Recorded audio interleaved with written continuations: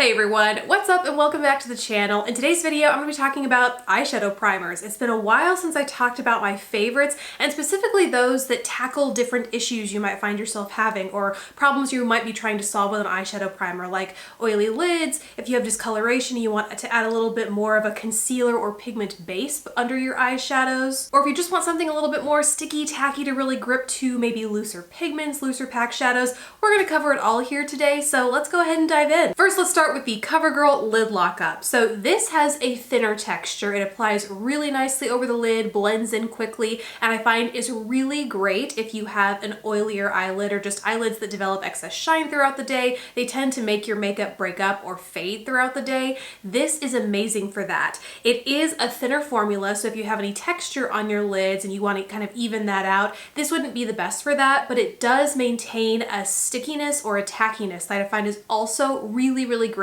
for clinging to not really glitter, like I'd go for a glitter glue or a base for that, but definitely looser packed shadows or powders that you're wanting to apply over top. This is fantastic to really gripping onto those and like locking them down the whole day. As a result of that stickiness though, if you're new to this product, I always recommend you wait like 20 to 30 seconds for it to set if you're not looking for that super intense hold, because once it's set and dried down a little bit, it'll be a little bit smoother and you won't experience any sort of cling. Because sometimes when it's still in that sticky, tacky phase, shadows, especially matte shadows, will cling to certain patches. So I always say just wait a couple seconds once you've applied it, let it set before you go in on with all your shadows. Unless, of course, you want the stickiness. Next up is the Milani eyeshadow primer, and this is also a great one for oily lids, but it has a somewhat thicker and smoother texture than the COVERGIRL Lid Lock Up. And so I find it's really great if you want to cover up any uneven texture, roughness across your lid or up into your brow area. This is really great for smoothing that out more so. It's still pretty transparent, so don't expect it to do any color cancellation, anything like that,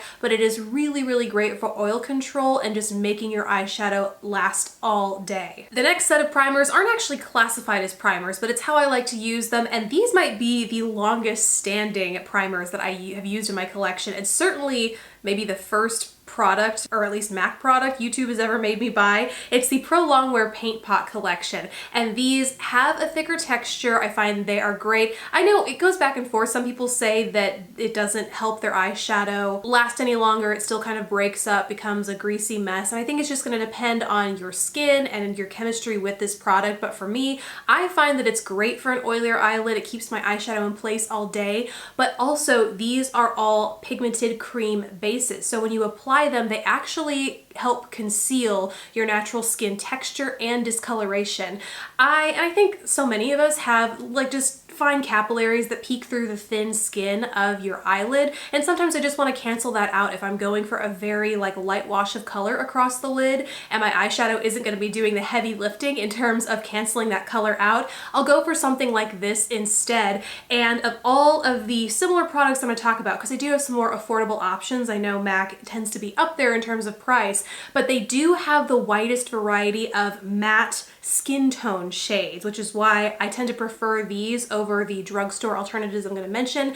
And also the drugstore alternatives don't last quite as long, but again, that's going to be an experience that varies for everyone depending on your skin type and how you like to wear these. Next up are the Revlon Color Stay Cream eyeshadows, which could of course be worn solo as a cream eyeshadow, but I most often like to use them as an eyeshadow base, then layer powder shadows or whatever on top of them. In fact, I just did that in a recent video for like a summer bronzy sort of look that I will link either click the eye or in the description box below. And the shade that I'm holding here is actually the only thing I'm wearing on my eyes today. It is the shade 720, and it's the one that I used in that video as well. And it's a deep, cool taupey chocolate shade. And like I mentioned before, while there are a few of these matte cream finish shades within this collection, most of them I would say are like shimmery, a little bit more sheer, and so don't always fulfill that like the same role as the MAC Paint Pot would. But there are definitely some shades in this collection that certainly check that box, and again, love wearing them as primers.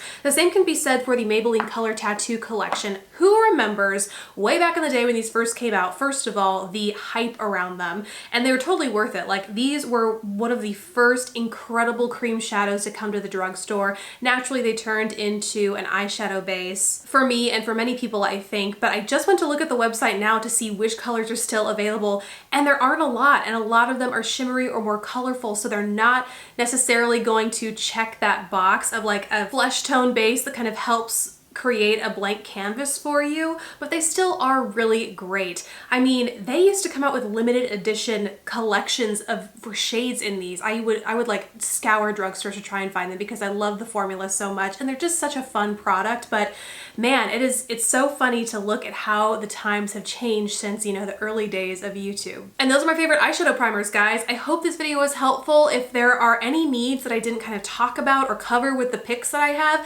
let us know down in the comments below, and I'll try and answer those questions, or, you know, whoever might have the answer will also try and help out. Thank you guys so much for watching. Please don't forget to subscribe if you haven't already, and I'll catch you in the next video. Bye, guys.